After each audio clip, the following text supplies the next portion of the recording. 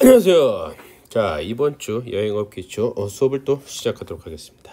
자, 이번 주 우리가 다룰 주제는 뭐냐면 여행의 정보, 인포메이션이죠. 여행 정보는 어디서 구해지고 또 여행 정보의 기능, 여행 정보 어떤 역할, 역할. 아이고 글씨가 역할을 좀 알아보면서 더불어서 이런 정보를 갖다가 이용해야 되는 기술들 혹은 이 정보를 갖다가 전달해주는 그런 기술들, 더불어서 인터넷 시대에 온라인이죠. 인터넷 시대, 여기 온라인 시대에 여행사들은 이 위상에서 어떻게 해줘야 되는지 그러한 것을 같이 살펴보는 시간이 되는 것 같아요. 무슨 얘기인지 아시겠죠? 그래서 우리가 제가 여행업을 처음 할 때 이 여행업은 뭐라 그랬어요? 알선이다. 알선한다 그랬죠. 뭘 알선해요? 요게 이제 처음에 생겨났던 이유 중에 하나가 정보 때문에 그런 거죠. 정보가 없었기 때문에. 정보가 없었잖아요. 예전에는 왜 인터넷이나 온라인이 없었을 때는 책으로 구할 수 있고, 책은 뭐 전 세계 다 똑같이 있는 것도 아니고 도서관에 가봐야 있는 거. 제가 업계에 처음에 뛰어들었을 때 마찬가지로 그랬었어요. 그래서 항공 예약을 할 때 그런 식으로 진행을 했었던 거죠. 그래서 그런 그래서 정보 기술의 어떤 중요성들을 한번 깨달으면서 이러한 정보를 서로 주고받는 데 있어 전산 시스템을 이용하는 방법들, 여행 정보 시스템 또 어떻게 진행되는지도 같이 체크를 해보겠습니다. 더불어서 이 온라인 시대에 여행업의 이 위상들이 많이 무너지기도 하고 올라가는 이 서로의 더운물 차운물들이 나타나고 있는 여행업인데 위상들도 같이 현실에서 한번 체크해보는 시간이 되도록 하겠습니다. 자, 정보 중요합니다. 정보 되게 중요하다고 하죠. 이런 중요한 정보를 갖다가 어떻게 해야 되냐. 여행업은 알선업이다라고 저는 개인적으로 좀 주장하는 편입니다. 알선업이다. 여행업은 알선업이다. 이게 무슨 얘기냐면, 여행업은 알선업이다. 이건 무슨 얘기냐면 우리가 정보를 전달하는 거 아닌가요? 관광객들한테, 여행객들한테, 여행객들한테 여행사들은 뭔가 정보를 전달한다. 숙소에 대한 정보, 관광지에 대한 정보, 그렇죠? 그다음 호텔에 대한 정보 비롯하여 항공, 에어에 대한 정보를 갖다 전달을 하게 되죠. 그래서 정보를 결국엔 공유를 하는 시대다라고 볼 수 있겠습니다. 그런데 문제는 인터넷이라는 것이 발달이 출현이 되게 되고 이것이 발달을 하게 되면서 어떻게 된다? 정보가 완전히 공유가 됐어요. 기존의 여행업은 고객들한테 정보를 전달하는 이런 것이 상당히 중요한 역할을 하고 있었지만 이제는 여행업이 그렇게 것이 좀 쉽지 않아지게 된다. 인터넷이라는 것이 존재해도 정보를 갖다 공유한다. 인터넷이 정보를 공유하게 되었다라는 거죠. 이런 차원에서 본다라면 여행업은 과연 어떻게 해야 되는 건가? 그렇기 때문에 여행업은 무언가의 변화를 제대로 끼우지 못할 경우 어떤 일이 벌어지느냐. 우리는 지금 현재 작년에 현실에서 봤어요. 에어비앤비라고 아십니까? 아시죠? 아주 잘 나갑니다. 최근에 이 온라인 시대 때 출연한 여행업이죠. 온라인 시대 때 물론 숙박 전문 여행업입니다. 온라인 시대 때 숙박 전문 여행업으로서 있지만은 문제는 뭐냐면은 이거에 출연한 이러한 온라인 시대 때 제대로 하지 못했던 여행사가 있죠. 여러분들이 알고 있는 세계 최초의 여행사, 178년이나 됐던 토마스 쿡이라는 여행사, 항공기도 수십 대 갖고 있고 호텔은 수백 개 갖고 있는 이 토마스 쿡, 영국에 있는 토마스 쿡, 세계 최초의 여행사가 역사 속으로 사라진다. 오죽하면 여행사가 저기 됐던 것이 뉴스에까지 나올 정도로 상당히 충격적인 소식이었죠. 이것은 바로 온라인 시대 때 여행 정보 전달을 갖다가 해야 되는데, 즉 여행업은 알선업이다라고 제가 아까 얘기했잖아요. 알선업이다. 무엇을 알선한다? 예, 정보를 알선합니다. 그때는 상당히 중요한 그러한 역할에 있었다가 인터넷이란 존재에 상당히 밀려나게 된다. 이랬을 때 어떻게 대치를 해야 되냐? 밀려난다 해서 완전히 무너진 게 아닙니다. 에어비앤비처럼 에어비앤비처럼 정보를 전달하는 시스템을 제대로 갖춰놨어야 되는 거예요. 바로 볼 수, 거기서 어떤 플랫폼을 만들어서 그렇지만 그렇지 못했던 이 토마스 쿡 같은 여행사들이 무너지게 된다라는 거죠. 지금 현재 나중에도 다시 한번 얘기하겠지만 하나투어도 상당히 이런 정보 전달 시스템이 제대로 구축이 안 돼가지고 지금 밀리고 있는 온라인 상에서만 항공권을 구매는 가끔씩은 밀리고 있다. 온라인 전문 여행사들한테. 무슨 얘기인지 아시겠어요? 온라인 상에서만 이루어지는 것들을 보게 되면 가끔씩 하나투어가 어쩌다가 한 번씩 보게 되면 가장 1위라고 하고 있는 타칭 1위라고 하고 있는 하나투어가 온라인상에서 발생하는 항공권 매출 현황은 밀리는 것이 가끔씩 저희들 업계에서 발표가 되곤 합니다. 자, 그만큼 여행 정보 되게 중요하다. 자, 여행자들이 여행 욕구 변화가 된 거예요. 정보 의식이 변화가 됐습니다. 정보란 뭐다? 돈이다. 이거를 알기 시작을 했고, 정보에 관련된 것들에 대해서 그거를 일반적으로는 관심이 적었었지만 그렇지 못하다. 정보 대상도 상당히 증가가 되고 있고요. 정보 사용의 기본화가 되고, 여기에 가장 기본적인 바탕은 정보 접근이 쉬워졌다. 여러분들은 인터넷이라는 온라인에서 상당히 익숙한 환경에서 자라났기 때문에 이것을 갖다가 충분히 이해를 못하겠지만, 그 전까지만 해도 정보 접근 상당히 어려웠습니다. 정보를 구하려면 어떻게 돼요? 정보를 구하려면 어떻게 했습니까? 그 전까지는 제가 학교 다닐 때만 해도 이 정보를 구하기 위해서는 어떻게 한다? 도서관이죠. 도서관에서 책을 찾아봐야 된다. 아니면 책방을 가든가 서점을 가든가, 이 방법밖에 없었다. 그러나 지금은 바로 여러분이 갖고 있는 그 손안에 있는 핸드폰의 모든 것들 가서 셀룰러폰에 다 모든 게 다 있죠. 그렇다면 여러분들이 도서관에 가거나 이런 데 가서 정보를 구하려고 하는 노력은 거의 없을 겁니다. 그럴 필요가 없기 때문에. 그러나 지금 그렇지 않죠. 정보 접근이 쉬워지니까 거기에 따른 정보에 대한 의식의 변화가 이루어지게 되고, 정보 대상은 점점 증가되는 추세이고, 정보 내용은 점점 세분화될 수밖에 없다라는 거죠. 점점 세분화돼 가고 있다. 그러다 보니까 여행 상품도 종류가 상당히 다변화되고 있다. 아주 다변화되고 있습니다. 종류가 너무 다양해지고 있어요. 그런데 그러다 보니 정보 산업은 상당히 중요한 대두가 됐고, 이런 정보 산업의 중요한 대두, 아까 얘기했던 에어비앤비, 거꾸로 그런 걸 이용을 했죠. 그러니까 소위 얘기해서 각 지역에 가서 복도방을 통해서야만이 그 정보를 얻을 수가 있었는데, 지금 그렇지 않다. 오히려 여행업은 그러한 플랫폼을 만들어서 전 세계 글로벌, 국내만이 아니라 내셔널이 아니라 글로벌한 걸로 해서 정보를 갖다가 플랫폼을 해가지고 여행업을 영위를 하고 있는 여행사들이 잘 나가고 있다라고 봅니다. 지금 그래서 여행사들이 정보 시스템을 제대로 구축하지 못하고 정보 플랫폼을 구축하지 못한다라면 아마 무너지지 않을까. 다 지금 하나도 모두도 필요 없이 다들 무너질 확률이 되게 높다. 지금 현재 토마스 쿡이라는 전 세계적인 글로벌한 시스템을 갖고 있었던 그 회사도 무너졌듯이, 오히려 익스피디아, 에어비앤비가 더 성공적으로 잘 나가고 있다라는 걸 우리가 알 수 있습니다.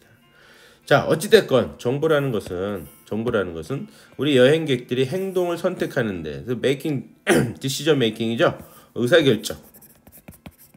의사결정을 내리는 데 있어서 영향을 상당히 미치고 있다. 무엇을 통해서? 정보를 통해서 리스크를 감소시키는 거죠. 정보를 통해서, 자기가 구한 정보를 통해서 뭘 한다? 리스크를 감소시키는 거예요. 리스크를 감소시킴으로 인해서 확실성을 높이는 작용을 하고 있는 것이 결국은 뭐다? 정보다. 그러면 정보는 그만큼 중요하다라는 것을 우리가 다시 한번 여러분들한테 말씀을 드리겠습니다. 그래서 정보, 우리 그 여행을 하는 알림사항이 되죠. 결국엔 의사결정을 하고 행동을 선택하게 되는 이런 것이다 라고 보시면 되죠. 저는 정리하겠습니다. 여행 정보란 교통수단과 함께 교통수단과 같이 여행의 주체인 여행자와 여행의 객체인 여행 대상이 있죠. 여행 대상 연결시켜줄 여행 매개물이다. 그래서 관광 체험 욕구를 충족시키는 역할을 수행하고 있다. 우리가 즉 관광의 3요소라 그러죠. 관광의 3요소, 관광 현상이 이루어지려면 관광의 3요소, 관광 현상, 관광의 3요소 뭐죠? 예, 관광의 주체, 여행객이죠. 관광 객체, 내가 뭘 대상이 되겠죠. 그것은 뭐 수없이 많죠. 호텔이 될 수도 있고, 근데 그 관광지 목적지가 될 수도 있고, 먹는 것이 될 수도 있고, 이거를 연결시켜주는 관광 매체로서의 정보 역할은 상당히 중요하다.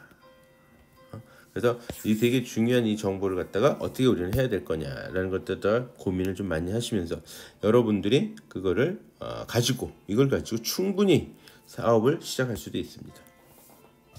여행 정보의 기능, 다시 한번 정리하자면 의사소통의 기능을 갖고 있고요. 당연히 판매 촉진 기능도 갖고 있죠. 판매를 불러일으키게 됩니다. 뭐 이런 말이 좀 맞나 모르겠다. 아는 것이 많아서 먹을 것도 많겠다고, 그렇죠? 먹방이라든가 이런 데서 자꾸만 그 정보를, 여기 맛있는 정보들을 계속 들으면 계속 그 매출은 발생하게 되는 거죠. 다음에 여행지의 방문을 유도하는 역할을 하게 된다. 유도하는 역할을 하게 되고, 여행 자원을 갖다 인지하고 이해하는 역할도 우리가 하게 된다라고 보시면 돼요. 여행 자원을 인지하고 이해하는 역할, 우리가 정보를 통해서 그걸 하게 되죠.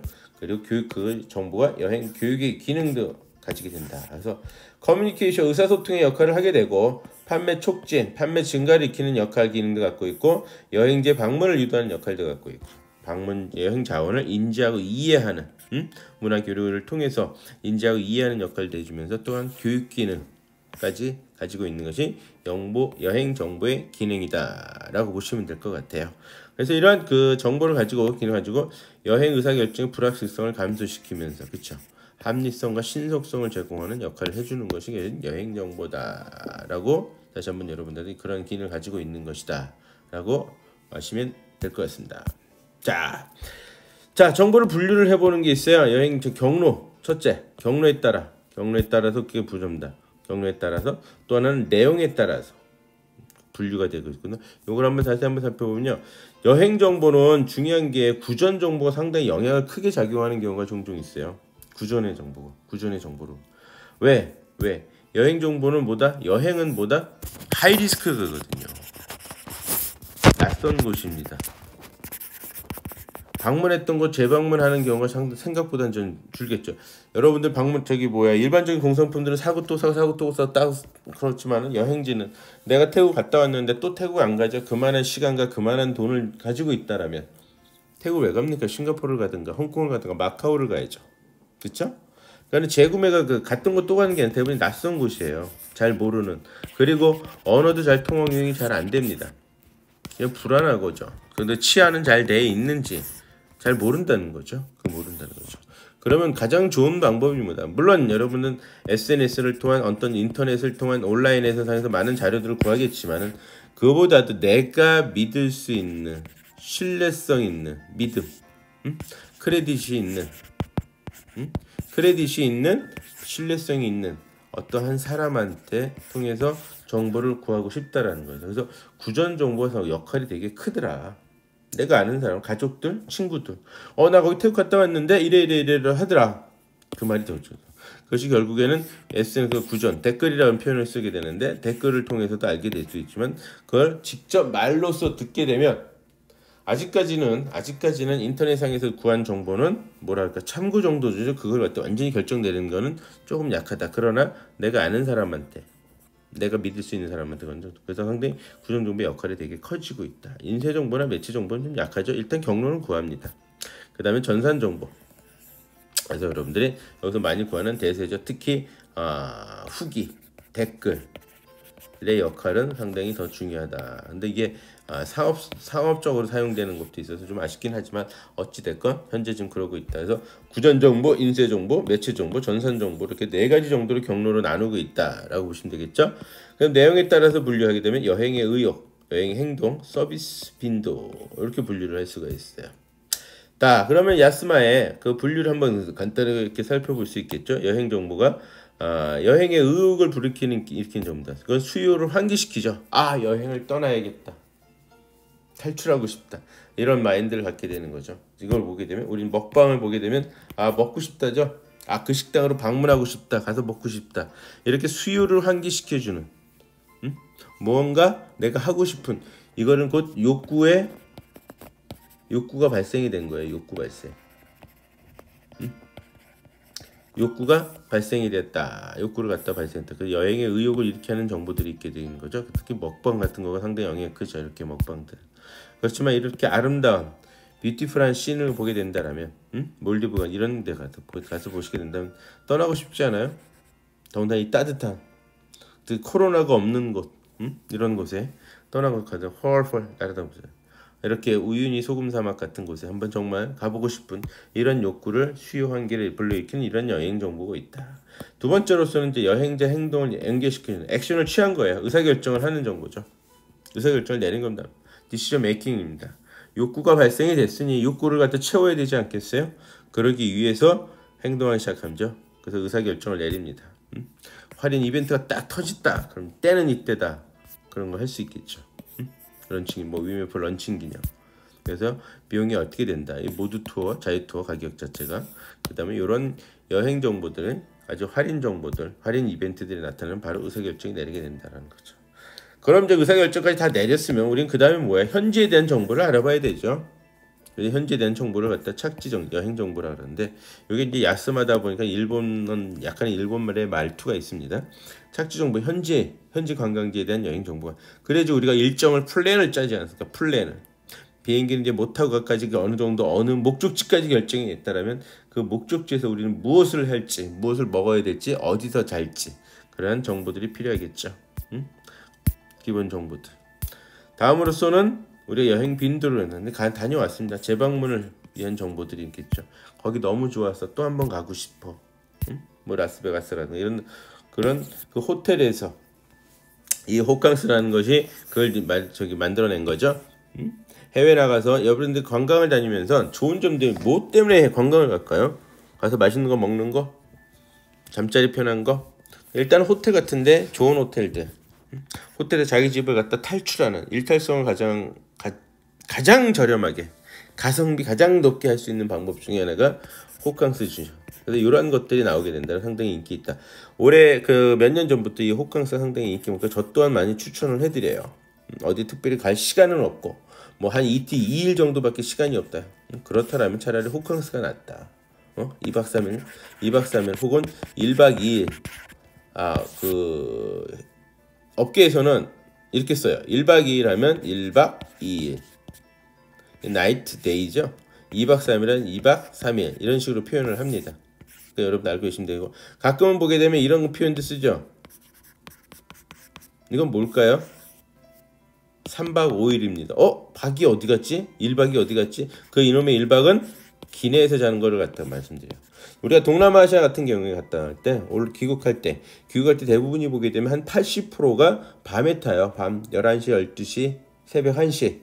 그렇기 때문에 비행기에서 주무시잖아요. 그럴 때 이렇게 1박이 빠져요.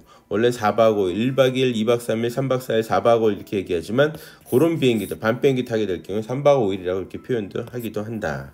참고하시면 될 것 같아요. 근데 여행의 빈도를 갖다가 높이기 위한 정보죠. 재방문, 너무나 좋은 추억을 굿 메모리를 갖고 있다라면 그런 경험을 했더라면 다시 한번 방문하게 되고 그러한 것을 상기시켜서 만들어낸 것이 호캉스라는 거죠. 해외 나가서 호텔에서 먹고 자고 하면서 사실 호텔이라는 게 얼마나 돈이 들어가서 문제겠지만 좋은 점이 뭡니까? 아침 눈 뜨면은 아침 챙겨주죠. 누군가가 특히 그래서 아침에 집에서 가정에서 요리를 담당하시는 분들이 여행은 되게 좋아합니다.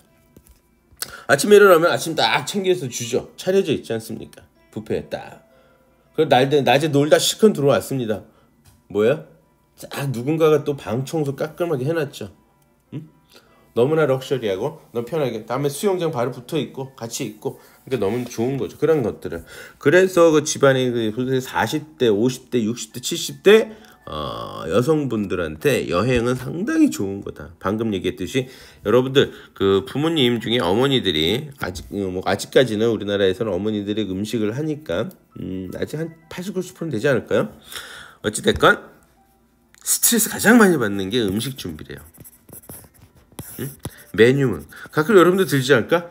아들, 딸 오늘 뭐 먹을까? 골치 아프거든. 결정을 못 내리겠거든.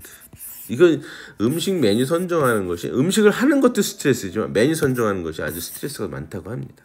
그 다음에 청소. 근데 호텔이 그걸 다 해결해 주잖아요.